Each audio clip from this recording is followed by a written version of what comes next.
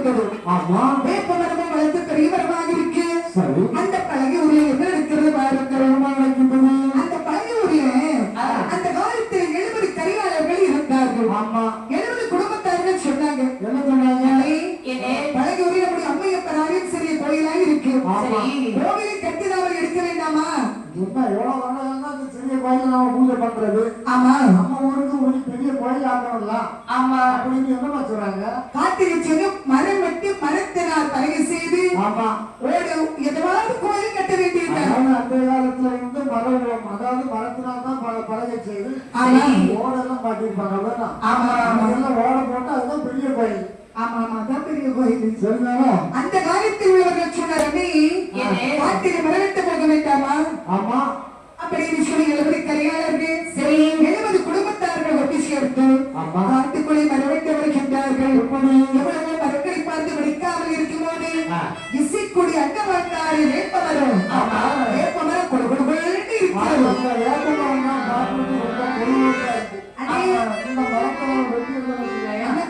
நம்ம கோயில் கட்டுவதற்கு தேவையான அந்த மரம் பலகை அப்படின்னு சொல்லி சரி இசைக்குடி அண்ணன் வாங்க வேப்ப மரத்தை தெரியாமல் வேப்ப மரத்தை ஓங்கி வெட்டினான்.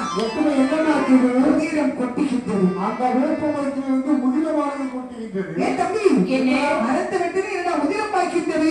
உதிரம் பாய்க்கின்றது. அந்த வெள்ள வியாஸ்திகளை கட்டி வச்சிருக்காங்க. ஆமா, நீங்க மரத்தை வெட்டுறதுக்கு முன்னாடி பார்க்கல, வெட்டுன பிறகுதான் உதிரம் பாய்க்கிறது உனக்கு தெரியுது. பாருடா, ஒரு பக்கத்துல பட்டு கட்டி இருக்கு, ஒரு பக்கத்துல வெள்ள வேசி கட்டி இருக்கு. எப்படிப்பட்ட இவனுக்கு ஒண்ணுமே தெரியாது. என் தம்பி கோவில் கட்டனாலே வரவிட்டு வந்திருக்கிறான். வெட்டினார் மரத்து. சரி அந்த மரத்தை வெட்டி சேர்த்து அதனுடைய பலகையால் பழகி ஊரார்கள் வெட்டி பழகி ஊர்ல கொண்டு வந்து அம்மையப்பர் ஆலயத்தை நடி தனியா ஒரு இறக்கப்பெறும் ரோம சாதனையில வைப்பதற்கு பொருட்கள் வைப்பதற்கு இறக்கப்பெறி கட்டி முடித்தார். சரி சாதனைகள் அம்மனுக்கு வேண்டிய பட்டி இப்படிப்பட்ட வகையில வைக்கிறதுக்கு ஆமா ஒரு இடத்தை கட்டிட்டாங்க. இந்த விஷயம் நீரனில் இறங்கிவிட்டார். அவர் வாழ்ந்த வேப்ப மரத்தை வெட்டி சேர்த்தார். இந்த விஷயமானது காட்டில் வந்தாரு எட்டாயார் இசக்கியம்மை இசக்கியம்மை தெரியாமல் நீரனுக்கு இறந்த போது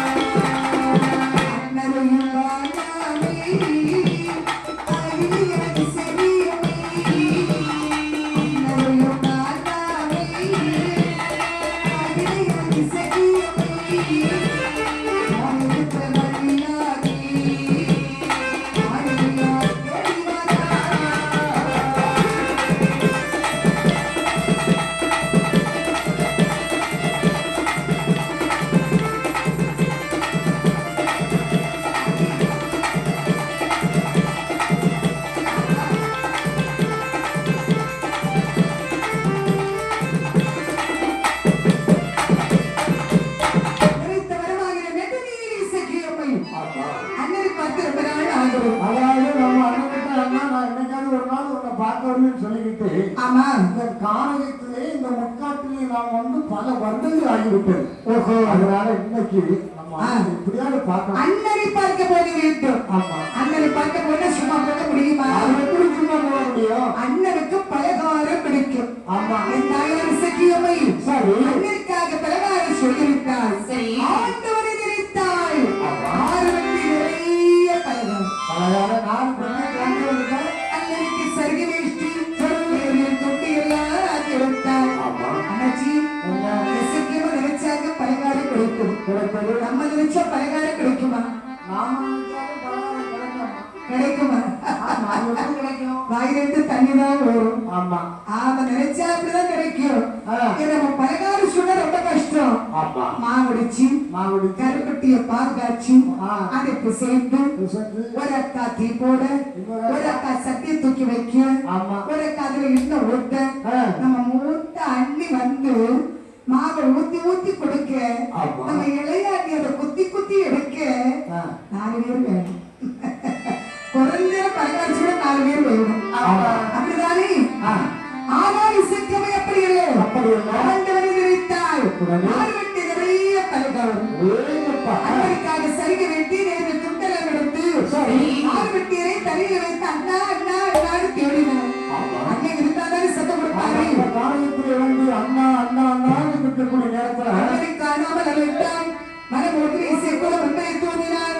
தாயை இசைக்குமா உன்னுடைய அண்ணன் இறந்து போனார். உன்னுடைய அண்ணன் வாழ்ந்த வேப்பமரத்தில் பழகுவார்கள் 70 பேர்கள் வெட்டி சென்று பழகுவர்களை கோவில் கட்டி தனியா ஒரு 2 பேர் கட்டி வைக்கின்றார். அப்படி இசைக்கமைக்கு வந்ததே கோபம் வங்கி எடுத்தால் நான் இசைக்கமை இது உண்மையானார். ஆண்டவராய் சிவபெருமான் இடத்தில் இறைத்தவராகிய நெடுநீர் உண்மையானார். பழகுவரை அழிப்பி 70 கரிகாலர்களை படுக்கி பலியெடுப்பீர் என்று சொல்லி சபையார் சகியம்மை நெஞ்சு கட்டி சபதமிட்டாய்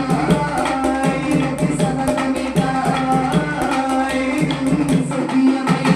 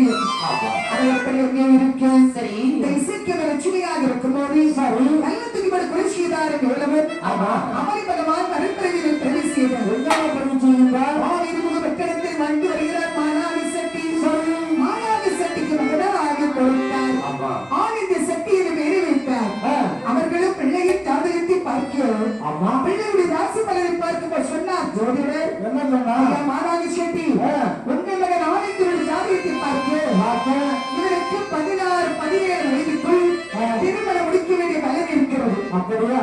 18 வயதில் அப்பாவுக்கு கர்மாதி செய்ய வேண்டிய பலன் இருக்கிறது. உண்மையா சொல்றீங்க? 18 வயதுல வந்து அப்பாவுக்கு கர்மம் செய்யணுமா? ஆமாமா. அது மட்டுமல்ல இவருக்கு ஒரு பெண்களை சூழ்ந்திருக்கிறது. அப்படி என்ன பெண்கள்? பெண்கள் என்றால் பொல்லாத பழியை சொல்வார்கள். இவர் போன ஜென்மத்தில் ஒரு பெண்ணை கொலை செய்திருக்கிறார். அது இந்த ஜென்மத்தில் தொடர்ந்திருக்கிறது. அதனால் இவர் எந்த ஒரு போனாலும் பெண்சியாக தலைவருக்கு போகக்கூடாது. காட்டில் வைத்து கன்னி பெண்களோடு பேசக்கூடாது. வேண்டல் பத்திரம் என மந்திர தாய்க்கு தகடு இடுப்பில் எப்போது இருக்கணும். பத்திரமாக இருக்கணும். சொல்லிவிட்டு ஜோதிடர் சொன்னார்கள். மகனாகிய பிள்ளையை பேடி காத்து வளர்த்தார்கள்.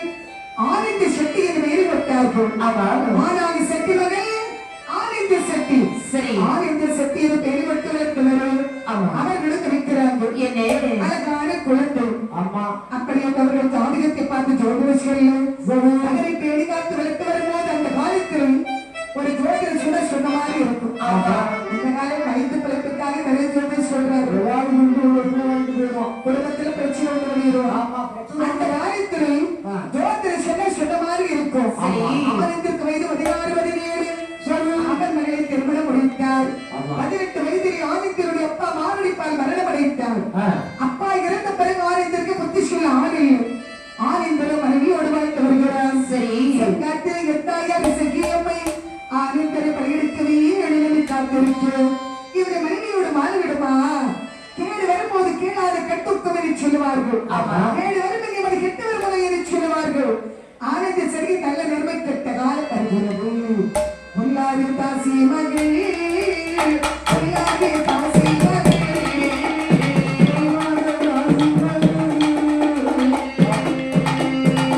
திருத்த பொல்லாது